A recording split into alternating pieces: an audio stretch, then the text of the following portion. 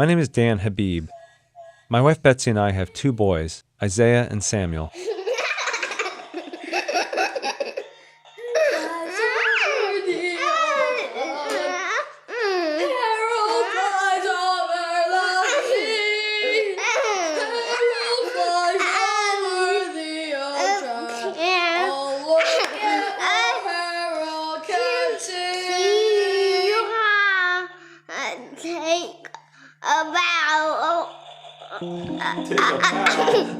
Okay. Thank you. What if doctors told you that your child would live her life in an institution? What if your two kids couldn't go to the same school because one has autism? If your daughter retreated into an imaginary world inside her head? How would your life be different? How would your family change? How would you change if you had a son who needed a wheelchair?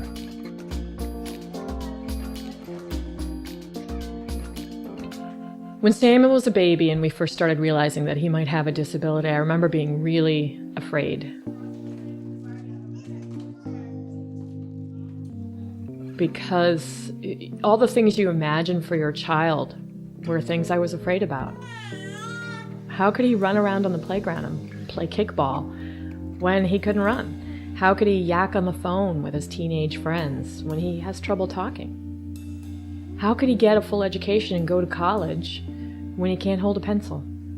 I just couldn't imagine beyond that, and I was very afraid for him and for us. Where are you going, Samuel? Are you coming over to me?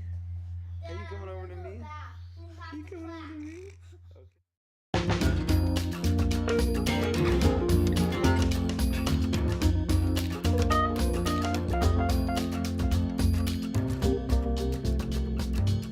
When I was 4 years old and in preschool, I was friends with a boy named Richard. He had something wrong with his ear and had lots of operations. I was fascinated by his headband.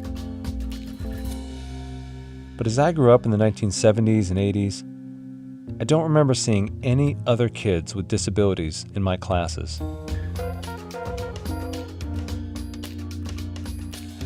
My siblings and I did all the things that American kids do. I was into sports, the school band. I didn't have problems finding friends. Being like everyone else was something I took for granted. When I became a photojournalist 20 years ago, I did a story on one of the first elementary schools in New Hampshire to try inclusion, or mainstreaming as it was called at the time. At Beaver Meadow Elementary, kids with disabilities joined the same classrooms as kids without disabilities. For part of each day, they were taught by the same teachers and sat at the same tables. Now my son goes to Beaver Meadow, and I think about inclusion every day.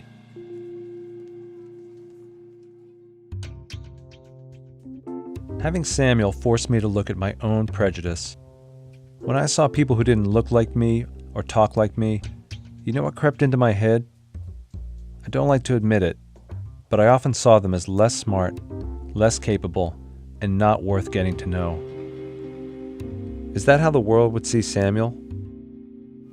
Samuel likes spaceships. I know that he likes hot dogs a lot. He likes space salt too. His favorite color is yellow. I think Samuel likes yellow because it's bright and it's the sun. He has his own voice and he has the voice on the press button thing. It's cool. Does he like sunflowers? I like sunflowers.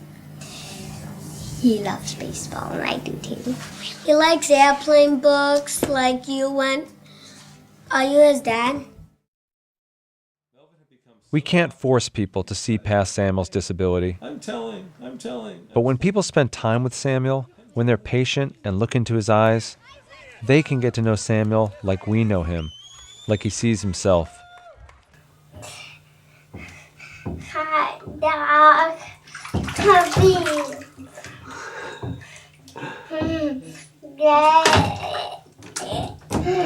I am Isaiah, Samuel's brother. He was born when I was about 3 years old.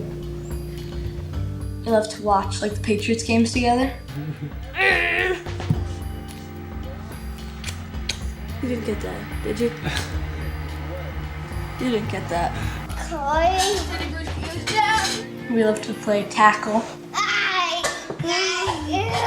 No, actually, I got you. There's sunlight streaming from his smile. Samuel and Isaiah have gone to Beaver Meadow School together since Samuel was in kindergarten. So far, inclusion is a fact of life for both of them. But Samuel is young, and including him may become more and more challenging. As he gets older, how accepting will his classmates be? How patient will his teachers be? Will they know how to include Samuel? Will they be willing to try? We want Samuel to be fully included in our school, our community, our family, in every aspect of our lives. We wonder what lies ahead for him, and for us, as he gets older. So I'm trying to learn from other people with disabilities, like Keith Jones, who can look back on the choices he made and his parents made, and how those choices affected his life. People really did not have high expectations for students with disabilities. I know, you like the way we rock. I know, you like the way we rock. But how the hell do I develop a positive self-image if from the time I get off the bus to the time I leave, I am being told because of my physical presence, because of the physical condition of my being, that I have to be secluded, stashed away, and talked to in a demeaning manner or talked to in a way where there's no expectations about me doing anything. And you want me to succeed? You want me to go out and be aggressive and be a product of society and produce and to put into this economy? But from the time I'm born to the time I die, I'm being told that I ain't shit? Keith told me what it was like to grow up in the 1970s, when almost all kids with disabilities were completely segregated from the typical kids. When he was Samuel's age, Keith lived in St. Louis and attended a separate public school for children with disabilities. Keith has cerebral palsy, which means his brain has difficulty controlling his muscles. The teachers really didn't push. There was more, okay, here's some manila paper and some crayons, color. You go and they drug you, you take your medicine at lunch, and you'd see half the kids slumped over at the table from taking Valium or Demerol or what have you, and it just was really not conducive to learning. I asserted myself. This is not challenging to me. I don't care about paste and popsicle sticks. I want math. You know, can I get some math? Something. Looking back on it now, it's like a nursing home facility. I don't want to be, doped up on Valium 50 years of my life sitting in a one-legged wheelchair shaking a cup. That's not what I want. I want a house, I want a car, I want a wife, I want kids, I want a dog. The whole thing. But every time I would say that, you could see this thing in the back of people's heads going, that's nice, but it's really not for you. How old are you, Samuel? How old are you now? Should we all help him blow the candles out? When Samuel was about a year old, we found out that he probably had cerebral palsy. I wasn't ready to accept that Samuel would have a permanent disability. I wanted to do anything I could to fix him. For a long time, we would sit around after the kids went to bed and we'd compare notes on how Samuel did. He did better with this today. Oh, he wasn't as good with that today as he was the day before. And I've realized that if I do everything that all the therapists and teachers suggest that I do, then I'm working with him all the time on OT, on PT, on speech, on his education, on his stretching. And if I do all of those things every day, then I become his therapist. not his mother, and I just want to be his mother. I used to wonder constantly, will Samuel be able to crawl? Will he be able to sit up? Will he ever walk? When Samuel was drooling or struggling to say a word, I wanted to say, that's not who he is. He's really intelligent and funny and caring. I tried to separate Samuel from his cerebral palsy. I was struggling to find a vision for Samuel's future, to understand who he was and who he might become. I sought out powerful people with disabilities who could be role models for Samuel and for us. I went to a speech by disability rights activist Norman Kuntz. Norman changed the way I see disability and the way I see Samuel.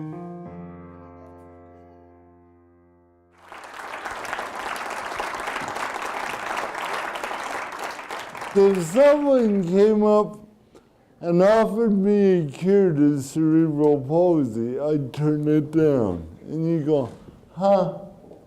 Like, why would you turn down a cure? Like, you could walk and play sports and your life would be so much easier. Why would you turn down a cure? What you have to remember is that who I am as a person is a product of my history. And all my life I've had disability. So who I am is a person with a disability. If suddenly I got cured, it would be like I would have to start my identity all over again. I like who I am. I like the work I do. After the speech, Norman asked us, what do you really want for your kids? It was a question with an obvious answer, for them to be happy. That was when I realized Samuel was incredibly happy, that his eyes radiated with light and laughter came easily. He's confident and persistent, and he sets his sights high. What do you want to be when you grow up, Samuel?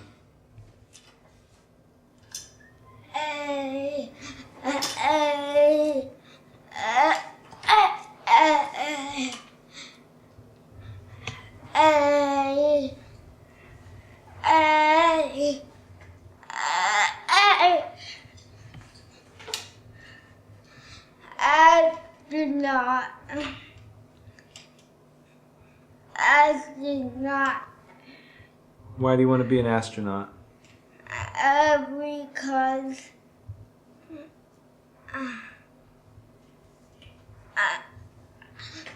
I can fly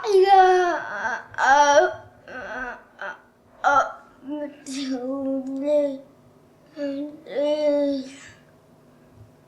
the moon.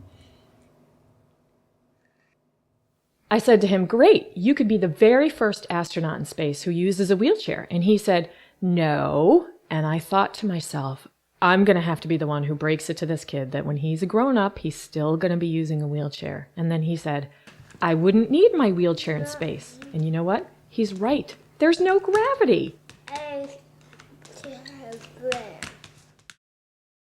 What are you looking at? Birds. Birds? Cows.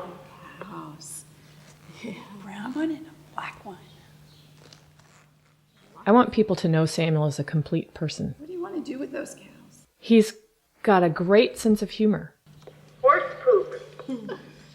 This is yucky. Cow. It runs all the way into the hole. He sees humor all around him and in himself. He's got an incredible ability to laugh at himself. He is persistent, and that is one of his main strengths. He needs persistence to get through the day, to do things that many other people can just do without even thinking about. The flip side of that persistence is he is a stubborn little guy. And we really see that sometimes.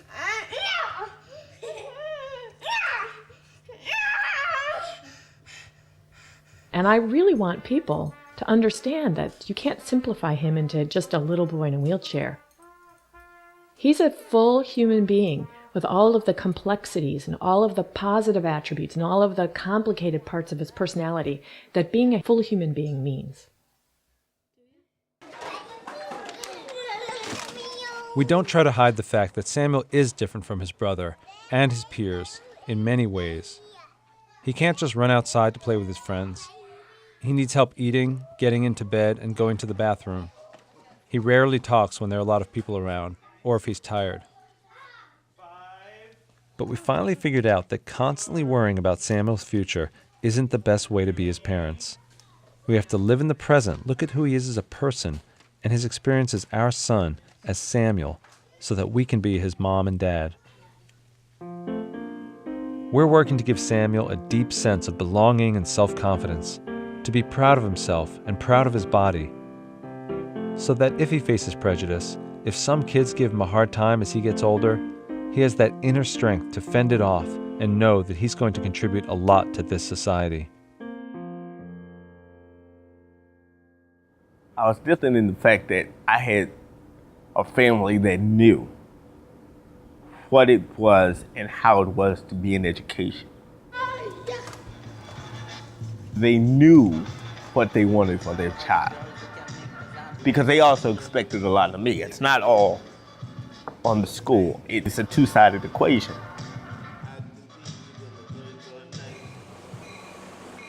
In 1981, when Keith was 12, his family moved to Boston.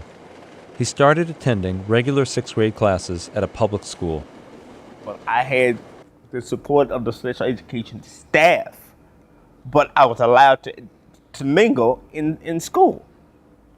Went to my classes. I'd move from classroom to classroom like everybody else, but the support was there for me to be able to participate in the class. That is the key.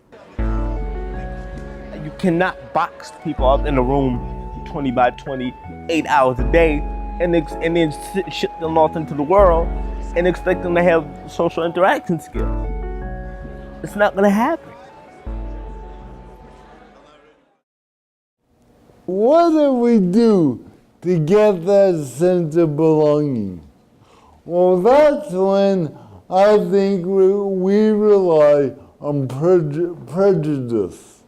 You see, because if I hate the same guy you hate, we must be friends. You know, so we call someone retarded or stupid or fat or faggot, we're on the same side.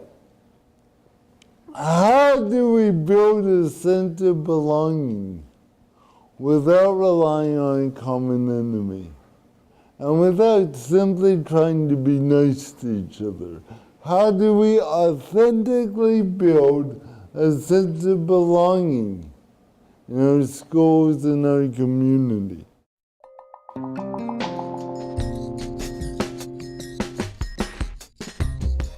I'm nice and funny, but people don't understand that, you know? They told me that her IQ would probably be less than 50, that she'd never walk, she'd never talk, and that I'd most likely have to institutionalize her by the time she was 5. They said it happens at the instant, the second of conception, and basically she's a freak of nature. So those words have always rolled around in here, you know. This wasn't just going to be for a little while, this is forever. You know, how do you handle this? Where do you go? You know, all those things start rushing through your head. I had friends with kids who were walking and talking and playing and doing all these things. Alana was younger than them, but thought of her never doing those things. That's not just walking and talking, that goes on. You know, what about school, friends? You know what? What? It's not easy to get along with other people. You know? Yeah. It's not easy, right? Is inclusion easier for young kids like Samuel? What makes inclusion work well, and what makes it fail? Alana goes to Pembroke Academy, a public high school in New Hampshire. The school has partnered with the University of New Hampshire Institute on Disability to include students with the most significant disabilities in regular classes studying the regular curriculum. school has become a laboratory for full inclusion. But inclusion at Pembroke Academy is still very much a work in progress. Why doesn't this become the food stand area? You get to do on computers quite So there were times that Alana would come in and would just pretty much scream in the classroom. We feel that they thought that inclusion was a good idea, so yes, let's go do inclusion. I did not have any formal or informal training to have these students in my class. Do we need to know other methods to get them refocused? How am I going to reach the valedictorian and reach Alana at the same time? I don't know how to do that. I'm not even sure I reached the middle of the road this year. I have cried many times about this year. I don't know what to do. I don't want another year like this year. The demands on the teaching profession are much greater and much different than they were 20 or 30 years ago. The definition of inclusive education has changed. The focus is not so much on fitting students with disabilities into the general education class. The focus is, how can I design curriculum, instruction, technology, and the whole classroom climate in a way that works for an increasingly diverse population of students? To be real honest, when I first found out that she was going to be in my classroom, I was kind of at a loss because I wasn't exactly sure how the material that we did was going to be modified. It made me look at my subject material. I had to distill some of that down and say, okay, out of all this that I think is important, what do I think is the absolute most important? They'd never be in our classroom when we were in middle school. We'd see them maybe in lunch or passing, but we never see them in our classroom interacting, answering questions. So there was like a distinct boundary between them and us. Now they're coming into our classes and they're just becoming one of our peers. It's definitely benefited me in a huge way.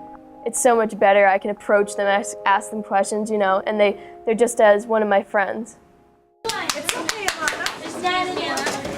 I think to make Alana feel comfortable is just talk to her like she's any other person. I think if you just talk to her like she was your friend, she does pretty well. Alana spends much of each day in regular classes, but the school still maintains special education classrooms.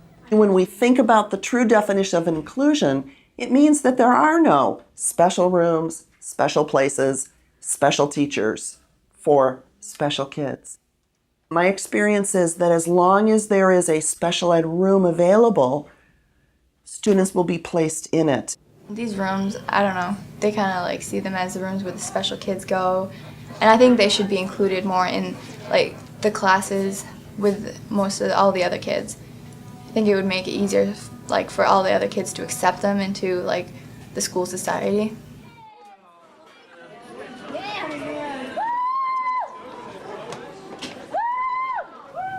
People will make fun of her because she is pretty loud sometimes she'll run around screaming. But it is like sad to hear those things because, it's not her fault. It's just the way she is.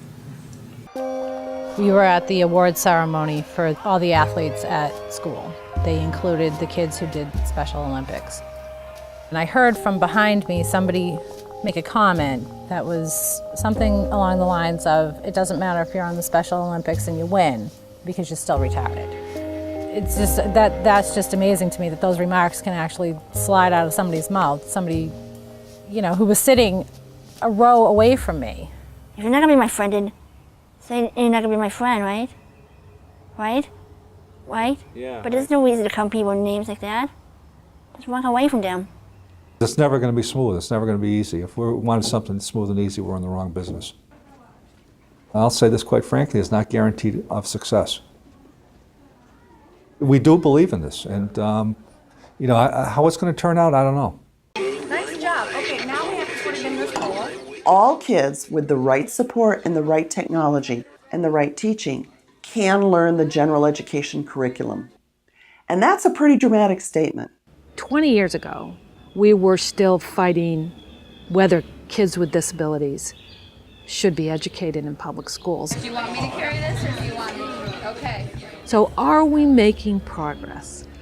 I think we're making progress. I think we take steps forward and steps backward all the time. I think when there are pressures financially on school districts, I sometimes think that kids with disabilities are the low-hanging fruit. They're the ones that people go after and charge that they're expensive. Some children are going to require more resources to learn than other children. And that is part of America, and that's where it becomes a civil rights issue.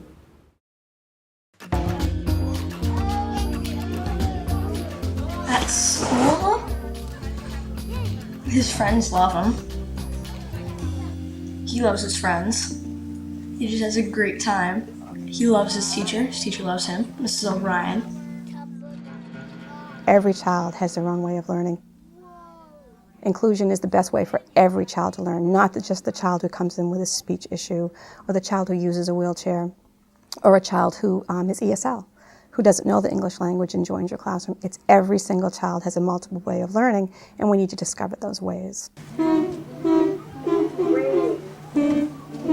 I don't think inclusion builds community. I think not having inclusion takes away community. Snowy! When children leave the classroom and don't come back for hours, I don't think you have that community anymore. Betsy and I have worked closely with Samuel's